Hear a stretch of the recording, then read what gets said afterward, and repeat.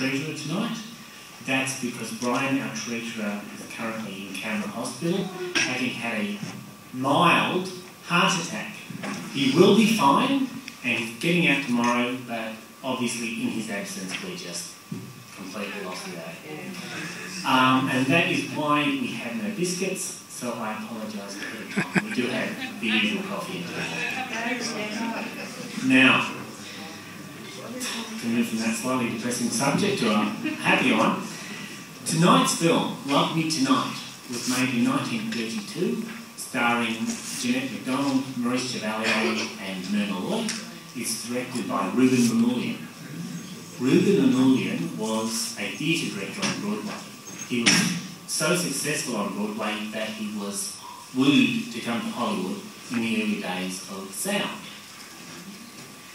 This is generally considered to be his best film, but he's made a lot of good ones like Queen Christina, Dr. Jekyll and Mr. Hyde, and The Mark of Zorro. Mamoulian was a theatrical director in the sense that he was cinematic as well. He was a spectacularist. He abandoned realism and aimed for what he called poetic stylisation. He said that any subject could be approached from a poetical point of view and therefore stylised. You'll see that in the film. What you'll also see is that he was a great innovator. He's famous for finding new ways to combine sound and pictures. And, you know, noise tricks and visual tricks. To give you something to compare tonight's film to, usually in the early 30s, singers stood in front of the camera and neither of them moved. That was because the camera made so much noise that it was picked up by the sound microphones. And the only way they could overcome that was to put the camera into a soundproof booth.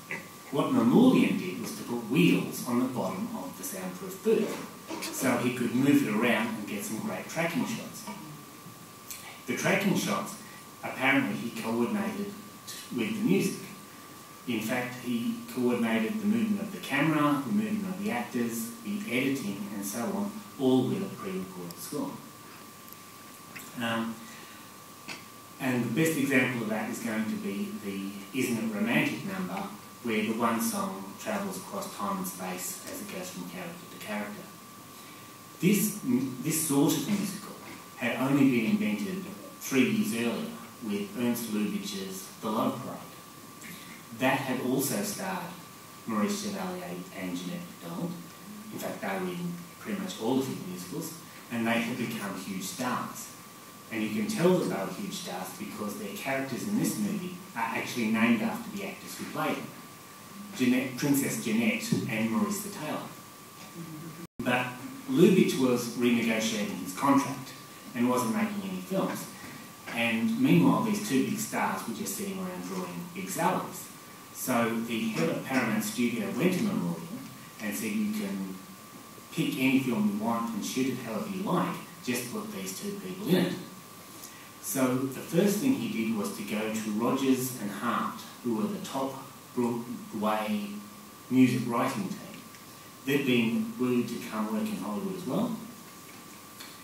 And they, working from a very brief outline, wrote a series of songs that either moved the story forward or told you something about the characters. And then they slotted those into pre-positioned parts of the story. And after that, they hired the writers to fill in the gaps in between the songs. Now, this meant that the songs seemed to flow from the story instead of what had been done up until this point, that the story was put on hold while people just got up and sang. It was the first fully integrated musical, the integration between song and story. And it was groundbreaking. Everyone started doing it and became one of the central characteristics that defined the Hollywood musical. Now, Mamoulian wasn't above borrowing from himself. 10 years later, he was directing the original Broadway production of Oklahoma, which was written by Rogers and his new partner, Oscar Hammerstein. And that play was considered the most significant single play in the history of American music theatre because it was fully integrated, that the songs and the story were fully integrated. But of course, it's worth mentioning that films were far more advanced than the theatre was, as usual. So I hope you enjoy it. Thanks very much.